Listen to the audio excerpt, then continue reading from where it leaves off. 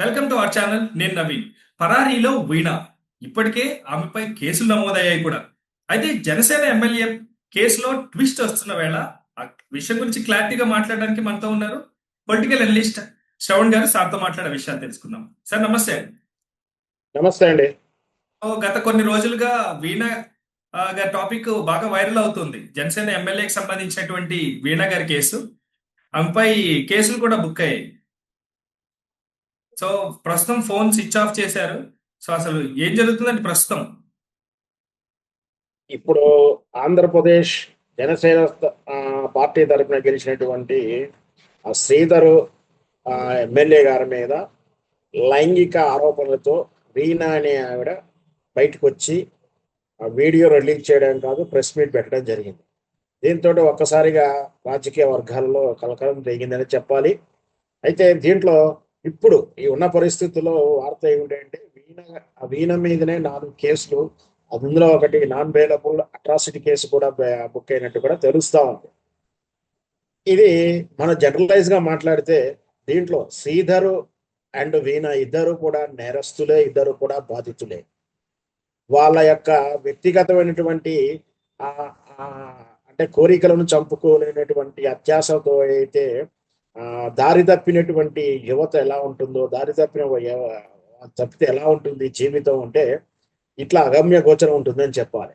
వాస్తవానికి ఒక ఎమ్మెల్యే ఉండి బాధ్యత కలిగినటువంటి పోస్ట్లో ఉంటూ నలుగురికి ఆదర్శంగా ఉండాల్సిన వ్యక్తి, ఆపదలు ఉన్న వాళ్ళని ఆదుకోవాల్సిన వ్యక్తి, కష్టాలు ఉన్న దగ్గరకు వచ్చిన వ్యక్తులను ఆదుకోవడం పక్కన ఉంచేసి వాళ్ళని వాడుకోవడం ఆడుకోవడం అనే కార్యక్రమం చేపట్టినట్టుగా అర్థమవుతా ఉంది జరిగిన సంఘటన నుంచి. అవన్నీ ఏ వీడియోలు, ఫేక్ వీడియోలు, డీపీ వీడియోలు అని ఏదో కాకమ్మ కబుర్లు చెప్తున్నాడేమో కానీ అవి నమ్మడానికి పుష్పాలు ఎవరూ లేరు. అధికారులకు, బ్రోకర్స్లకు కానీ ప్రజలకు కానీ అందరికి స్పష్టంగా తెలుస్తా ఉంది. ఇది శ్రీధర్ గారి ముచ్చట. ఇకపోతే వీణ గారి అవసరానికి ఎంతవరకైనా వెళ్ళగలిగేటటువంటి క్యారెక్టరైజేషన్ పెట్టుకున్నటువంటి ఈవిడ తీరా తమ పప్పులు ఉడకనప్పుడు ఇప్పుడు తాను ఏదో భయపడ్డాను, బెదిరించాడు కాబట్టి నేను లొంగిపోయాను మాదిరిగా చెప్తా ఉందే కానీ ఆ వ్యవహార శైలి చూస్తే మాత్రం ఆమె అత్యాశతో వెళ్ళింది. ఆమె బాధితురాలుగా చెప్పవచ్చు. కానీ ఎప్పుడైతే అతను ఉపయోగపడతలేడో లేదా అతను నిర్లక్ష్యం చేస్తున్నాడో, ఇప్పుడు కొత్తగా ఆమె చెప్పే ఆరోపణ ఏంటంటే అతనికి శ్రీధర్ అనే వ్యక్తి స్త్రీలోలుడు, అతనికి ఇంకా వేరే అమ్మాయిలతో చాటింగ్ చేస్తున్నాడు కాబట్టి నేను కాదనుకుంటున్నానని చెప్పేసి ఆ తర్వాత అతనితో విభేదించడం కానించి అతన్ని ఒత్తిడి గురి చేయడం, బ్లాక్ మెయిల్ చేయడం లాంటిది. అంటే 25 కోట్లు ఇస్తే నేను వదిలేస్తాను అని అన్నారనే ఆరోపణలు వస్తా ఉన్నాయి. నిజాలెంత అబద్ధాలు ఏమిటి అనేది కూడా బయటికి రావాల్సింది.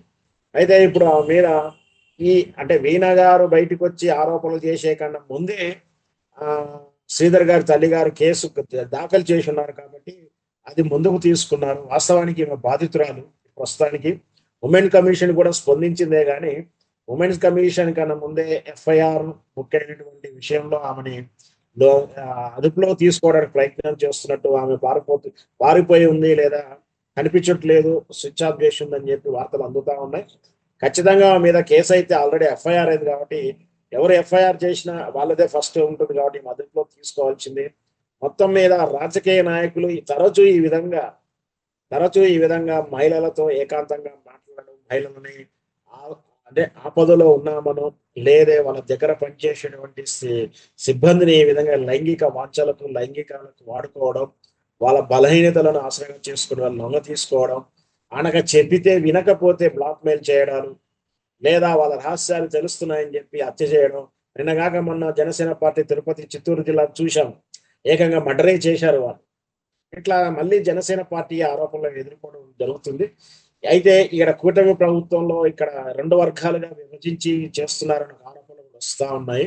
ఏదైనా సరే రాజకీయంగా ఒక ఎమ్మెల్యే స్థానాలు ఉండే ఆయన ఆరోపణలు వచ్చినప్పుడు ఖచ్చితంగా ఆయన నైతిక బాధ్యత వహించి రాజీనామా చేయాల్సి ఉంటుంది, లేదా పార్టీ తరఫున వాళ్ళు చర్య తీసుకోవాల్సి ఉంటే ఇవన్నీ ఏమి జరగలే. కానీ ఎఫ్ఐఆర్ అయితే దాఖలైంది కాబట్టి ఆమెను పోలీసు విభాగం ఆమెను వెతుకుతున్నట్టు తెలుస్తుంది.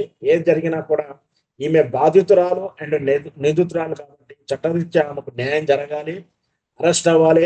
అలాగే ఏదైనా ప్రలోభాలకు స్త్రీ ప్రలోభాలని లోన్ చేసేలా ఒత్తిడి గురి చేసి పురుషుడు మోసం చేసే ప్రయత్నం చేస్తే ఖచ్చితంగా మహిళా చట్టాల ప్రకారం ఆమె బాధితురాలు అవుతుంది.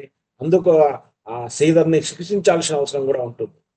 అయితే ప్రస్తుతం జనసేన పార్టీలో రాజకీయమైనటువంటి ఒత్తిళ్లు పెరుగుతున్నాయి సార్. సో దానికి సంబంధించి అధిష్టానం ఎలా స్పందించబోతుంది? ఖచ్చితంగా మన 2-3 రోజుల క్రితమే జనసేన పార్టీ తరపు నుంచి ఒక బహిరంగ లేఖ కూడా రిలీజ్ చేయడం జరిగింది. ఎవరైనా తమ వ్యక్తిగత రహస్యాలు గానీ, బలహీనతలు ఇట్లాంటివి ఏదున్నా కూడా కట్టడి చేసుకోవాలి. అది నలుగురు పాలు కావద్దంటే ఏదో సూచనలు చేస్తూ ఒక లెటర్ కూడా రిలీజ్ చేసింది. అంటే అప్పుడే నాకు ఆ డౌట్ వచ్చింది ఏదో ఉంది అన్నట్టుగానే. ఎందుకంటే ఆల్రెడీ లోపాయికారిగా ఈ వీణ గారి ఇష్యూ లోపల రగిలిపోతా ఉంది. మొన్న సంక్రాంతి రోజు చంద్రబాబు నాయుడు కలిసి వినతి పత్రం ఇచ్చిందని కూడా తెలుస్తా ఉంది. అంటే దాని సూచన దృష్ట్యానే జనసేన పార్టీ ముందస్తుగానే ఒక లెటర్ అయితే రిలీజ్ చేసింది. అనగా ఈ అమ్మాయి ఎప్పుడైతే ఈ బాధితురాలు చెప్పబడుతున్న వీణ అనే అమ్మాయి మాత్రం ఎప్పుడైతే సోషల్ మీడియా ద్వారా ఆ వీడియోల తాలూకు చాటింగ్స్ లీక్ చేయడం, ఆ తర్వాత సోషల్ మీడియాలో తనే ఒక వీడియో రిలీజ్ చేయడం, ఆ తర్వాత బహుశా నేను హైదరాబాద్లో అనుకుంటాను ప్రెస్ మీట్ పెట్టడం. ఈ లోపు ప్రెస్ మీట్ పెట్టిన కానీ ఆమె మీద ఒత్తిడి పెరిగింది. వెంటనే కేసు దాఖలు అయ్యే మూమెంట్లు కనిపిస్తున్నాయి. అప్పుడే వార్తలు వచ్చాయి. అనుగుణంగానే ఈరోజు ఆమె మీద నాలుగు కేసులు, విభిన్నమైన 4 ఇతర కేసులు, ఇంక్లూడింగ్ నాన్ బెయిలబుల్ కేసులు బుక్ అయింది. మరి ఈ శ్రీధర్ పేరు మీద మరి మహిళా కమిషన్ ఎలాంటి చర్యలు తీసుకుంటుంది, అతని మీద ఏం కంప్లైంట్స్ ఉన్నాయి, వాటికి చర్యలు అయితే చేపట్టలేదు. జనసేన పార్టీ అధ్యక్షుడిగా పవన్ కళ్యాణ్ గారు అయితే ఏం నిర్ణయం తీసుకున్నాడు దాని గురించి ఎలాంటి వ్యాఖ్యలు చేయలేదు. బహుశా నిన్న అనుకుంటా అలాంటి వ్యాఖ్యలు చేయకుండా తాను మౌనంగా ప్రశ్నలు అడిగితే మౌనంగా వెళ్ళిపోయాడు. ఖచ్చితంగా ఇట్లాంటి వాళ్ళను ఒకవేళ, ఎందుకంటే తరచూ జనసేన పార్టీలో అతని మీద ఆరోపణలు వస్తూ ఉన్నాయి. జనసేన పార్టీలో ఆరోపణలు తరచూ ఈ మధ్య వింటా ఉన్నాం. నిన్నగాక మొన్న నిన్ననే ఒక డ్రింక్ అండ్ డ్రైవ్ లో కూడా జనసేన పార్టీ సభ్యుడు పిఠాపురం తాలూకా లాంటి ఒక యువకుడు హల్చల్ చేసిన విధానం చూస్తూ ఉన్నాం. కొంచెం ఎట్లయినా సరే పవన్ కళ్యాణ్ యొక్క అభిమానులు యువతే ఉంటారు. యువతలో కొంచెం ఆవేశం ఉంటుంది.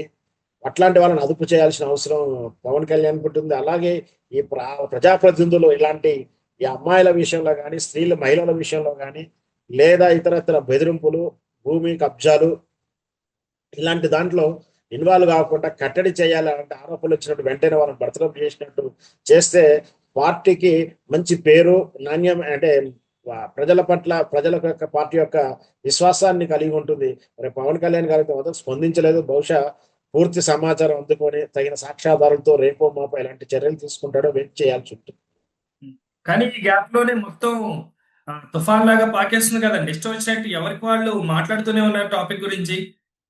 అంటే బయటకు వచ్చిన వార్తల ప్రకారం ఇష్టారీతిని మాట్లాడుతున్నారు కదా, ఎలా చూడాలి? ఖచ్చితంగా ఎవరైనా సరే తమకు తోచిన వార్త ఉంటారు, తెచ్చినట్టు మాట్లాడుతూ ఉంటారు. మీడియా కూడా వివిధ రాజకీయ పార్టీల కనుసన్నల్లో పనిచేస్తున్నాయి కాబట్టి తమకు అనుకూలంగా తమకు నచ్చిన పార్టీ అనుకూలంగానో తన నచ్చిన వ్యక్తికి ఇచ్చినప్పుడు ఒక రకమైన స్పందన ఉంటుంది వార్తలు స్ప్రెడ్ చేయడంలో. లేదు ఒక టార్గెట్ చేసిన మనిషిని ఏ విధంగా అయితే అబాస్పాలు చేయాలంటే ఆ వార్తలు ఆ విధంగా ట్రోల్ చేస్తూ ఉంటారు. అట్లాంటిది కాదు. వాస్తవానికి చట్టానికి మాత్రం వాస్తవాలే కావాలి, సాక్ష్యాధారాలు కావాలి.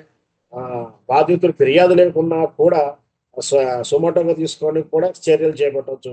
మొత్తం మీద చట్ట పరిధిలోకి ఏదైతే వస్తున్నాయో వాటిని మనం నమ్మాలి. అటువంటి వాటిని కన్సిడర్ చేసి శిక్షించాల్సి ఉంటుంది. రైట్. సో ఇది ఏమైనా కొలిక్కొచ్చే అంశమా అండి, లేకపోతే కోర్టు వరకు వెళ్తుందా? వారం వరకు ఈ సమస్య కొలిక్కి రావాలంటే 1 వీక్ పడుతుండొచ్చు. లేదా శ్రీధర్ ఎమ్మెల్యే గారి మీద జనసేన పార్టీ అధ్యక్షుడు పార్టీ పని చర్యలు తీసుకుంటే ఇద్దరితో ముచ్చిపోతుందని నేను అనుకుంటున్నాను. Right sir, thank you so much.